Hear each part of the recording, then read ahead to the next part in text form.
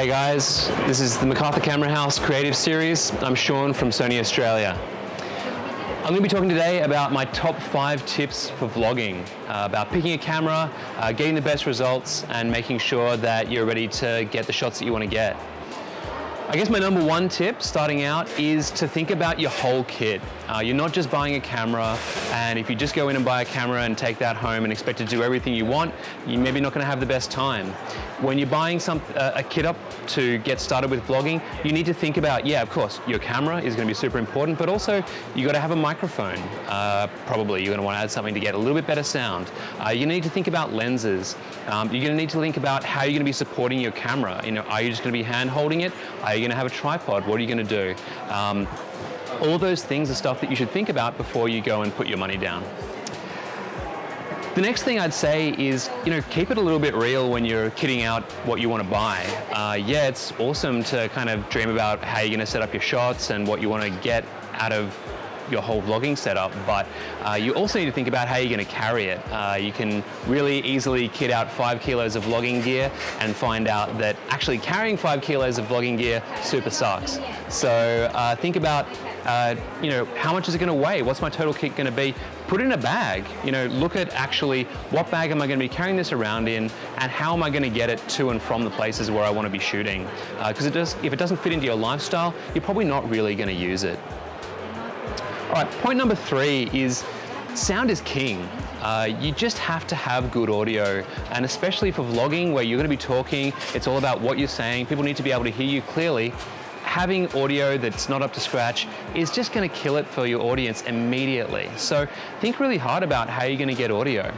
There are lots of really great options. I'm using a lav mic right now, and we do make a couple of different options for lav mics. So I've got the ECM B1M, the ECM AW4. Those are 2 lav mics that we make at Sony, and there are lots of options out there.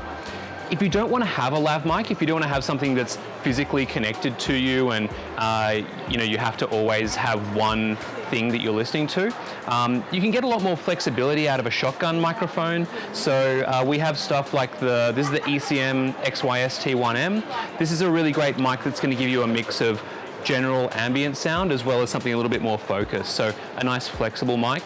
If you really want to take the absolute best option, we have our brand new ECM B1M. This is a really cool microphone. It's a shotgun microphone, and you can see it's very, very focused, but the way it works is it uses this array of individual microphones and uses really clever signal processing to figure out where the audio is coming from, and you can either make it a shotgun microphone that only picks up exactly what's in front of the camera, or you can make it an omni microphone which picks up everything around you and you get really good environment audio. So super flexible option, but on the top end of the spectrum. In terms of what camera you choose to use, of course, as I said, you do need to think about how much you're going to want to actually carry it around. This is our most compact option that I'd really recommend for vlogging. This is the DSC ZV-1. It's got the great flip around screen. It's going to give you really, really good stabilization. It's got great audio as well built in. And of course, you've got lots of options to kit it out, and it keeps it super lightweight and compact. If you step up, you've got your mid-range options. Your 6400 is what I've got in my hands right now, but the 6600 and 6100 are 2 other options there. These are APS-C sensor cameras. So the sensor is a good size without being huge, but importantly, these are easy to carry. They're really easy to slip into a bag. You can use a nice compact hip-sized bag. You can even chuck in a few extra lenses, and you're still going to have something that's really easy to carry around with you. At the top end, you do have your full frames. So this is an A7 Mark III. It's kind of the Cadillac for vlogging. It's going to give you great video quality, awesome autofocus. You're going to look like a rock star, but it does mean you have to carry a little bit more around, and you will notice that. So you've always got to consider, all right, how much do I want to really have with me when I'm doing my vlogging? All right, so you need a kit that's realistic, and you need a mic for really good audio. The next thing you want to think about is your lenses. Of course, if you're buying a ZV-1, no problems, everything's built in. But if you want something with an interchangeable lens, then yeah, you might want a few different options. Usually for vlogging, you're going to start out with something that's an all-purpose lens. So this is our 16-50. It comes as a kit lens with the 6000 series, and it's an awesome all-rounder. It's got a good zoom, it's nice and wide, and when you're doing vlogging, of course, you know, if you're just at arm's length, you need that to be nice and wide, so it's a good option.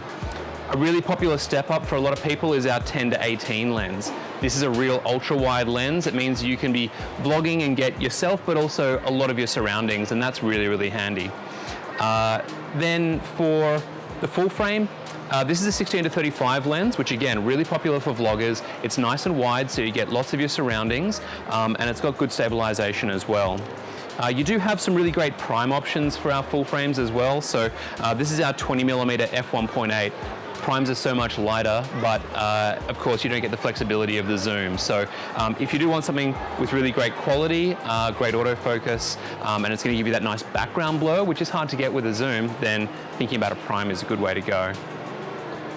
Now, lenses aren't just for doing your self-shooting, they're also really important for your B-roll. B-roll is anything you shoot during your vlog that's not just your mug, you know, anything where you're showing where you are, you're focusing on what you're shooting.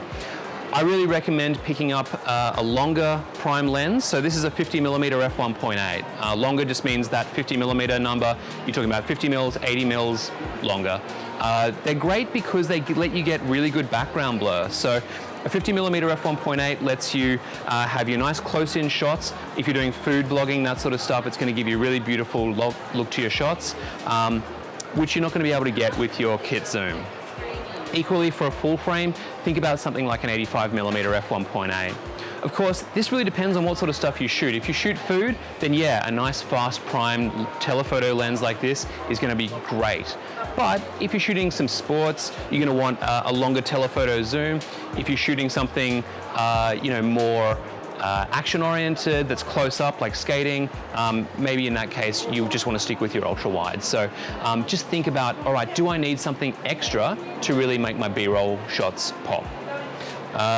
The last thing I wanted to talk about is support. So getting really good support for your camera is super important. Of course, in a lot of cases, you can just handhold the camera, but if you want a bit more stability and you want to have really, really good control while you're shooting, it really pays off to invest in a good support for your camera. So I'd really recommend the VPT2BT. This is a Bluetooth grip, and the great thing about it, I mean, there are lots of them, but one of the things that I really like about it is that you can start off shooting like this with your self-shooting setup. You got your zoom, you got your movies, you got your photos all there, and then you can seamlessly just hit this button and switch it around, and now I'm ready to shoot looking out at the world. So really convenient way to work between self-shooting and shooting more conventionally, shooting your B-roll. And it also gives you really good stability. So this is just a much more comfortable way to shoot for a longer period of time. And then if you do want to set it up as a tripod, well, you can just plop it down like that and you're all set. Really quick and easy to adjust. Works anywhere up to, you know, your larger cameras as well. So you're not just restricted to your compacts. So that's a really good option. Otherwise, of course, we've got a whole range of shooting grips, and of course, there's a million tripods out there. And if you're going to be shooting for longer periods of time, like we're doing right now, you probably want to think about picking up a big tripod with longer legs. Those are my top 5 shooting tips for when you're getting started with vlogging. Think about the whole kit, keep it realistic, think about sound. Lenses are really key, both for your standard shooting and for your B-roll, and do think about getting some good support. We really want to see what you shoot, so make sure you tag us and share that back with us. MCH Sony is the hashtag, so we'd love to see what you shoot. And that's it from me. Thanks so much from Sony and from MacArthur Camera House. We'll see you next time.